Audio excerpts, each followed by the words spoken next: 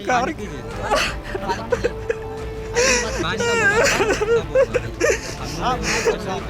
हम लोग हैं ना भाई, होगा लेके रहेंगे बात।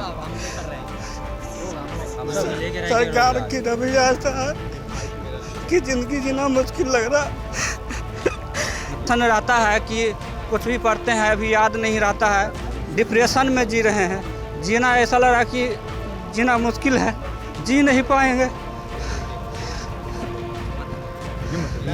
सीटेट पात्रता जो पास किए हैं वो शिक्षक लोग अभी राबड़ी आवास पर आए हुए हैं और ख़ास करके तेजस्वी से भेंट करना चाह रहे हैं, अपनी मांगों का रखना चाह रहे हैं।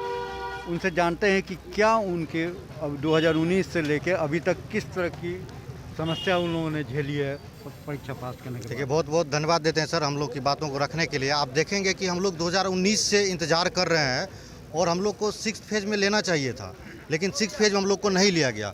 उसके बाद जो हम लोग लगातार 3 साल से 2019 से दिसंबर जनवरी की जो सीटेट क्वालिफाई अभ्यर्थी है 1 to 8 का नोटिफिकेशन का इंतजार कर रहे हैं। आप देखिएगा कि जितने भी अभ्यर्थी बीएड और डीएलएड करते हैं सब गरीब किसान मजदूर के बच्चे रहते, कोई बड़ा परिवार से नहीं रहता है। कल जो पीटा गया वो भी एक गरीब परिवार से, उनका जो घर जा करके देखिएगा तो स्थिति काफ़ी दयनीय है। उनका इलाज कराने के लिए उनके पास पैसा नहीं है। बहुत सारे अभ्यर्थी हैं जो उनसे पूछा है तो उनके माता पिता पूछते हैं कब तक ज्वाइनिंग होगी, जवाब नहीं दे पाते हैं। अगले महीना जुलाई में हो जाएगी, अगस्त में हो जाएगी, माता पिता पूछते हैं तो आप क्या जवाब नहीं दे पाते सर। हमेशा फ़ोन आता है जिसके द्वारा बताया जाता है जो कि कब होगा, तुम लोग का कल प्रदर्शन हुआ, लाठी खाया, तो इस तरह की बातें पूछा जाता है। तो जिसमें हम लोग जो बताते हैं जो कि अब आ जाएगा अब आ जाएगा, लेकिन उन लोग को भी लगता है जो कि सरकार बार बार जो आश्वासन दे रही है लेकिन वो जो है वादा जो है पूरा नहीं कर पा रही है। ये चीज़ हम लोग झेल रहे हैं। और समझिए अपने जो मित्रगण हैं जो आगे भी हम लोग का जो लाइफ का जर्नी होगा सर, तो ये नौकरी के कारण हम लोग का अभी तक रुका हुआ है। और सभी अभ्यर्थी देखेंगे, आप सबको देख करके पता लगा सकते हैं तो कोई अभ्यर्थी किस परिवार से, किस प्रकार के परिवार से बिलोंग करते हैं। क्या नाम है आपका? मेरा नाम आशीष कुमार है। कहाँ के?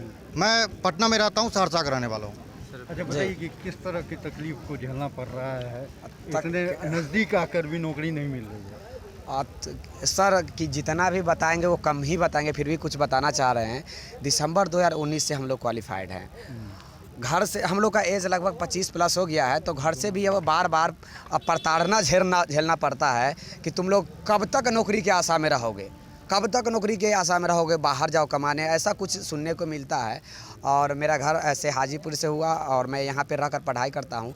अब यहाँ रहकर पढ़ना मुश्किल हो गया है क्योंकि कितने दिनों तक कोई भी रहकर रूम रेंट देना, खाना बनाना, खाना पीना, फिर पढ़ाई करना, और वो भी जब क्वालिफाइड कर जाइए तो नौकरी के लिए लाठी कल तो बहुत दौड़ा के हम लोग को मारा गया सर। मारना पीटना, लाखों की संख्या में बिहार में सर रिक्तियाँ खाली है शिक्षकों की। प्राइमरी की सरकार कह रहे हैं कि हम जल्द से जल्द प्राइमरी बहाली नोटिफिकेशन जारी करने जा रहे हैं, जल्द से जल्द 7वीं चरण आएगी। अभी तक जल्द से जल्द नहीं हुआ है।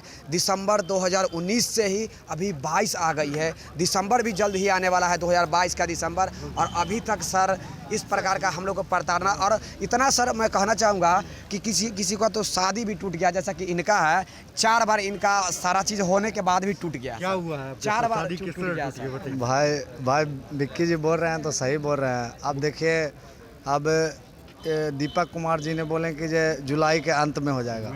अब बरतुहार आया, अब आया तब देखिए, अब वो तो जान रहा है कि नौकरी हो जाएगा भाई, और नौकरी हुआ नहीं।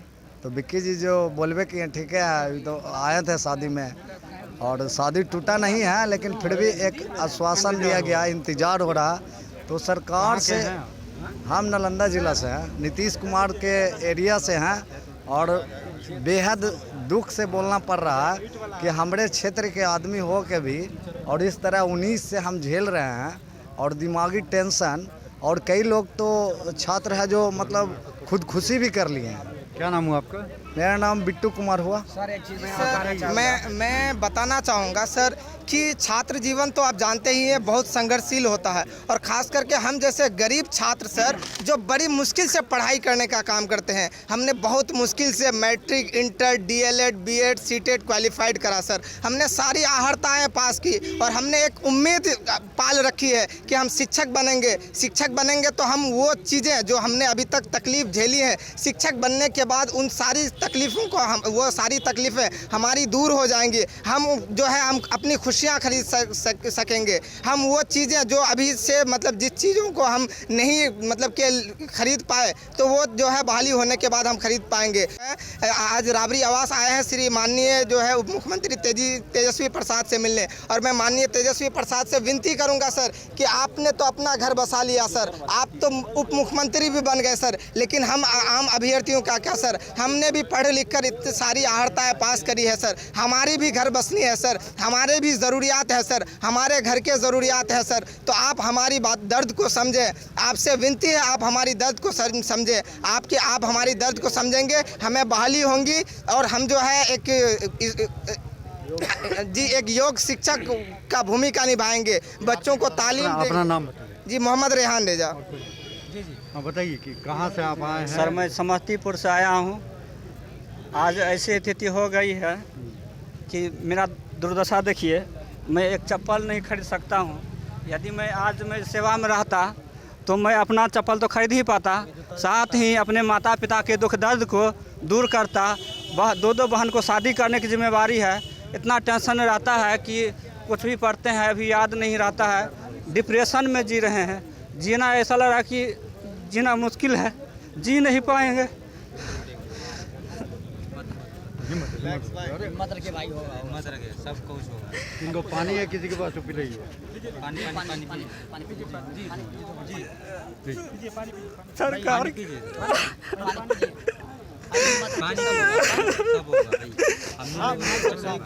हम लोग हैं ना भाई, होगा लेके रहेंगे बात, हम लेकर रहेंगे। सरकार की रवैया ऐसा है कि जिंदगी जीना मुश्किल लग रहा। देखिए सर, अभी ये बोल नहीं पा रहे हैं, इससे आप स्थिति समझ जा सकते हैं कि क्या स्थिति हो गई है शिक्षक का। और सर कोई बात नहीं है, होगा सब होगा। घबराइए मत, पानी पीजिए, पानी पीजिए।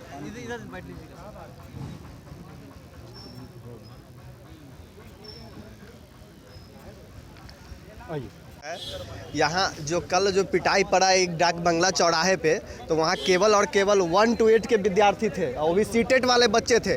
और इसका क्रेडिट अगर कोई दूसरा लेना चाहते हैं तो इससे फिर हम लोगों से बुरा कोई नहीं होगा, क्योंकि एक कहावत है कि खेत खाए गधा और मार खाए जोल्हा, ये चीज़ नहीं चलने वाला है। हम लोग सीटेट वाले हैं और 1 to 8 वाले हैं, और हमारी मांग है कि विज्ञप्ति जल्द से जल्द जारी हो, क्योंकि जब सब कुछ हो चुका है शिक्षा विभाग में, नियमावली का एक फॉर्मेट भी जारी कर दिया गया और कहा गया कि इस पे मुहर लग जाएगा, वो भी नहीं लगा है, और ना तो विज्ञप्ति पे अभी तक मुहर लगा है। कुछ आप लोगों ने डेडलाइन तय किया है? सर डेडलाइन तो हर बार दिया गया है। एक सेकंड भाई, कहा गया जनवरी का डेडलाइन दिया गया, फरवरी का दिया गया, मार्च का दिया गया, अभी तो अगस्त चल रहा है, तो कितना डेडलाइन ले सर?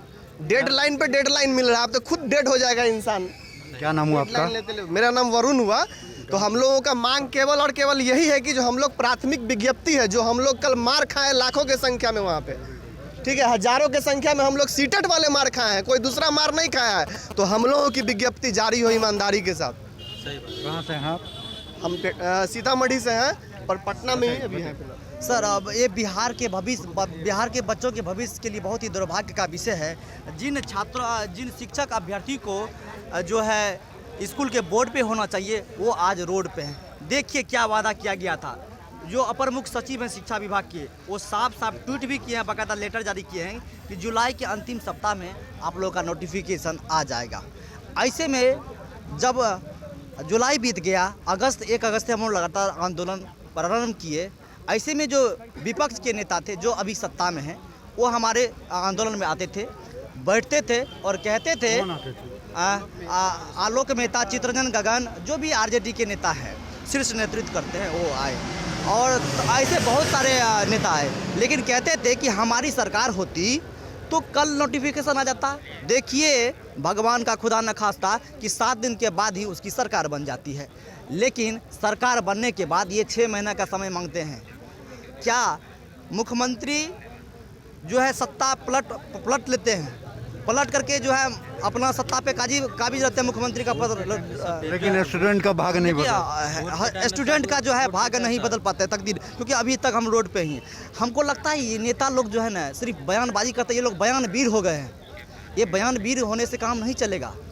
क्योंकि यदि किसी राज्य या देश की भलाई करनी है तो सबसे पहले बुनियादी शिक्षा को बदलना होगा। अरे भाई, नियुक्ति के लिए जो पहली शर्त होती है रिक्ति का होना, रोस्टर क्लियर होना, नियमावली होना। रिक्ति भी क्लियर है सर, ऑन रिकॉर्ड है सर, रिक्ति भी क्लियर है, रोस्टर भी क्लियर है और नियमावली 2022 का जिस नियमावली में 7वें चरण को डाला जाना है, जो प्राथमिक नोटिफिकेशन आना है 1 to 8 के लिए, वो भी बन के तैयार है। तो इसमें दिक्कत की क्या बात है? मैं तो बहाली के लिए नहीं कह रहा हूँ, मैं तो ये कह रहा हूँ सर एक विज्ञप्ति का शेड्यूल दे दीजिए कि उक्त तिथि से हम आपका आवेदन लेंगे। आप बहाली 1 साल बादो कराइएगा तो कोई दिक्कत नहीं, लेकिन हमारा जो है नियुक्ति का प्रक्रिया हम लोग का फॉर्म फिलअप करवा लीजिए। अभी आप किनके दरवाजे पर हैं?